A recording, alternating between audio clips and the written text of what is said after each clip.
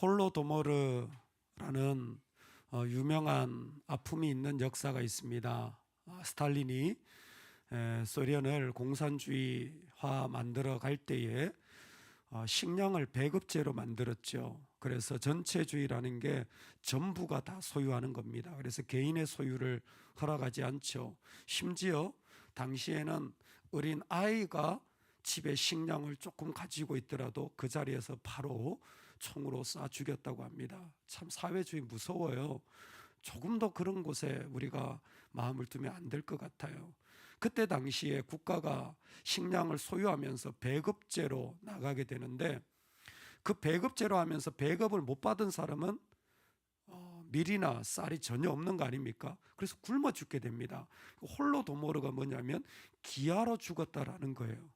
그때 당시에 지금의 우크라이나, 소련의 그때는 하나였잖아요. 우크라이나 지방에서만 죽은 사람이 500만 명이라고 합니다.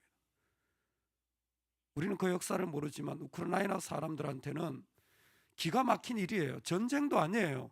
그냥 스탈린이 배급을 안 줘서 사람이 굶어 죽은 게, 내 자식이 굶어 죽은 게 500만이에요. 유대인 학살이 600만이거든요. 전쟁 때. 그것만큼이나 끔찍한 일들이 있었다는 겁니다. 우리도 다 알지만 khmer rouge 똑같잖아요. 캄보디아에 공산주의가 일어날 때 그게 젊은 사람들 250만이 죽었잖아요. 우리가 아는 킬링필드라는 거 아닙니까? 똑같은 내용이에요. 인간의 악함이 얼마나 무서운지 상상을 할 수 없습니다. 그래서 D.L. 무디 목사님이 이런 얘기를 했어요. 한 사람의 인격은 그 사람이 어둠 속에 있을 때 그의 진정한 모습이 드러난다. 어둠 속에 있을 때, 좋을 때가 아니라 그 사람이 힘든 일을 당하고 그 사람이 아픈 일을 당하고 억울한 일을 당하면 그 사람의 인격이 드러난다라는 것입니다.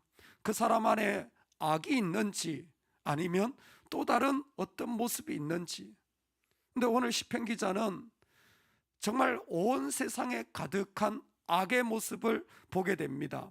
통치자들아, 즉 가장 나라를 다스리고 앞에 서 있는 사람이 지금 그 중심에 악을 행한다라는 거예요. 그 중심에 악을 행하는데 그 악이 어떤 정도냐면, 독은 뱀의 독 같으며 그들은 귀를 막은 기머거리 독사 같으니, 즉 뭐예요? 전혀 통제가 안 돼요. 술사에 홀리는 소리도 듣지 않고 능숙한 술객의 요술도 따르지 아니하는 독사로다. 누구도 통제할 수 없는 그 악함이 그들에게서 막 나오는 거예요. 사실 그 악이 나오는 이유가 무엇이냐면 아무것도 듣지 않기 때문이에요.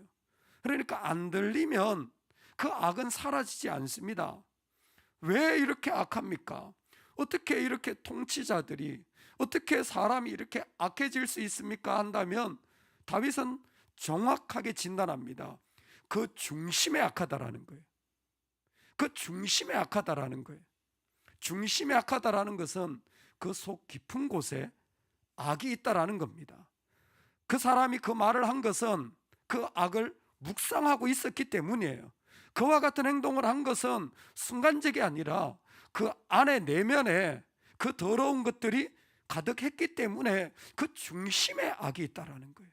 그 중심에 악이 그대로 나왔을 뿐이라는 겁니다. 그 악한 것들이 이 세상에 있자 얼마나 많은 아픔과 어려움들이 생기는지, 처음에는 그저 이 땅의 악한 신들에 의하여 일어난다고 생각했지만 그것이 인간의 악함으로 자연스럽게 나오고 결국은 그 일들이 하나님의 심판까지 불러오게 되어지는 일들을 보게 되어집니다. 여러분, 악함을 만나거든 자신의 인격을 살펴보셔야 됩니다.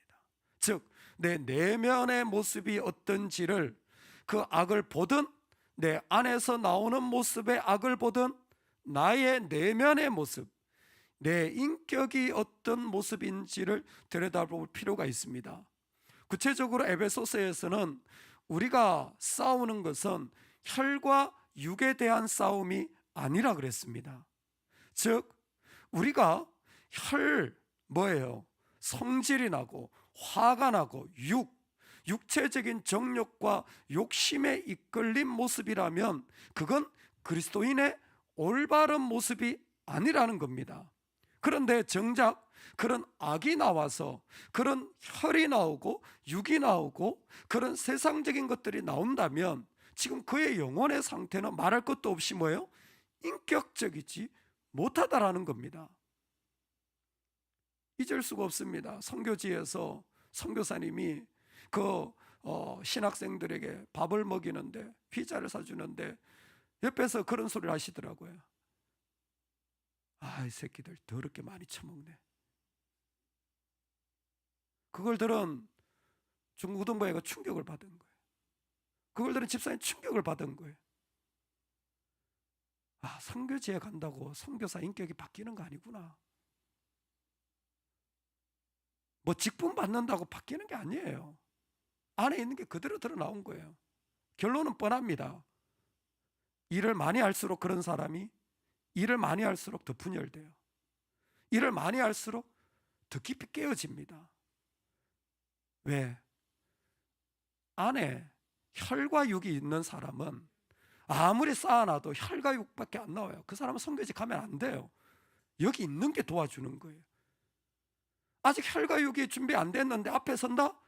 안 서는 게 도와주는 거예요. 잠잠하게 순종하는 것만 하는 게 도와주시는 거예요.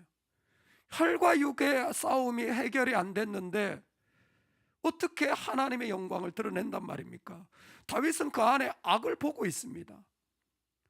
그 악이 얼마나 가득한지 이 땅에 세상의 모든 사람들을 그 가운데 휩쓸어가는 거예요. 그 악으로 인하여 얼마나 하나님의 나라가 무너지는지 보고 있습니다. 그래서 기도하는 거예요. 기도를 이렇게 합니다.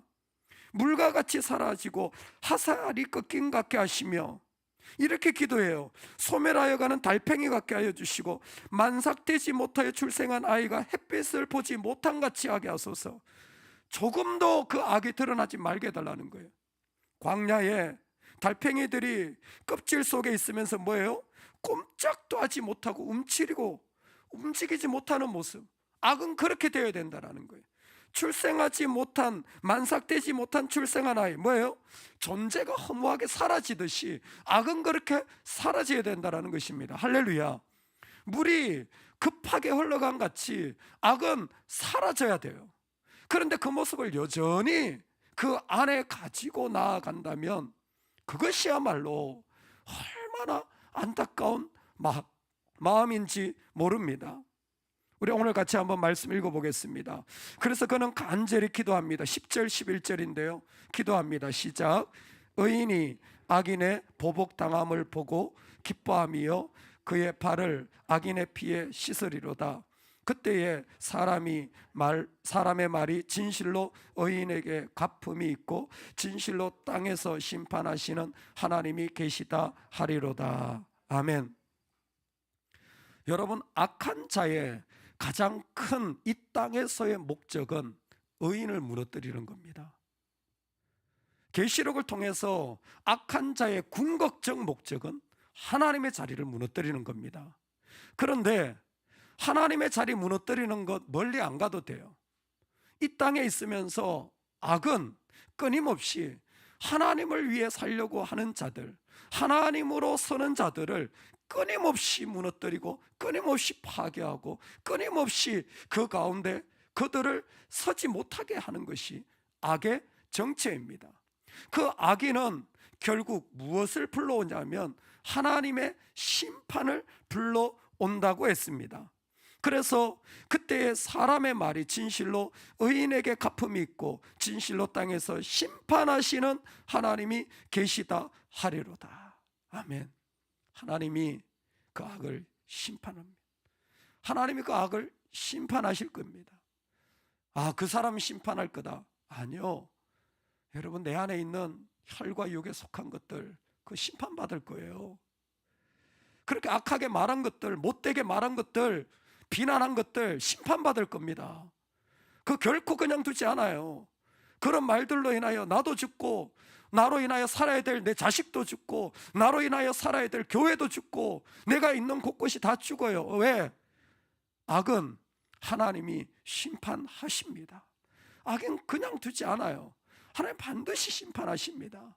여러분, 오늘 그 심판하시는 하나님 앞에 우리의 인격을 세워갈 수 있기를 소망합니다. 무슨 일 하려고 하지 마세요. 우리 그리스도를 닮은 인격이 더 중요합니다. 그 안에서 아직 그게 준비되지 못했는데 도대체 우리가 무슨 선한 일을 할 수 있단 말입니까?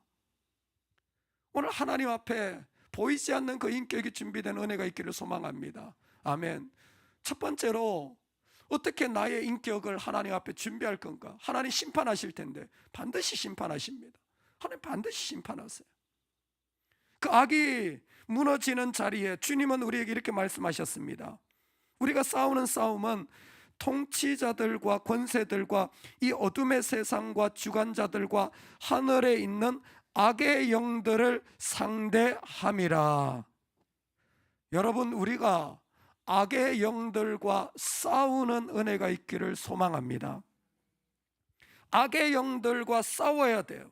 그래서 에베소서에서는 악의 영들과 싸우도록 하기 위하여 우리로 뭐예요? 전신갑주를 입으라고 말하잖아요.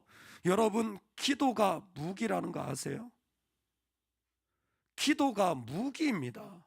그냥 내가 위로받는 게 아니라 기도는 내가 하나님 앞에서 그 악의 것들을 무너뜨리는 능력의 자리예요.